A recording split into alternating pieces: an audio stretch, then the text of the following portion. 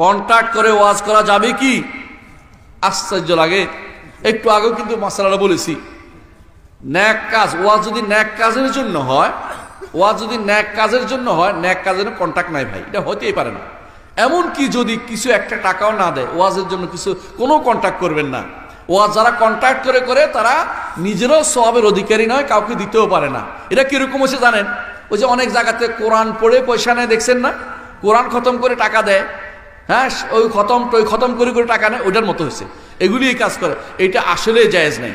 কোনো কন্ট্যাক্ট নেই, কোনো কন্ট্যাক্ট করা যাবে না, কোনো কন্ট্যাক্ট করা, যে যা দিবে তা নিবে, না নিলে দিবে না, কিছু নেই, না দিলেও চলে যাবে, আলহামদুলিল্লাহ, কোনো সমস্যা নেই। কারণ দিনের খাতিরে ওয়াজ করতে আসছেন আপনি, টাকার জন্য ওয়াজ করে আসলে সেটা আল্লাহর দরবারে গ্রহণযোগ্য সওয়াব আপনি পাবেন না। আপনি টাকার জন্য কাজ করেছেন, এটা নবী রাসূলদের কাজ নয়। নবী রাসূলরা সবসময় বলতেন, কি বলতেন?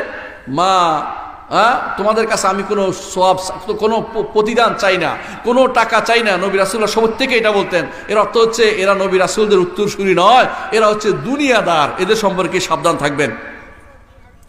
ধর্ম প্রচার করে সাহাবীরা অর্থ নিয়েছেন কি? বললাম তো, নাই একই কথা।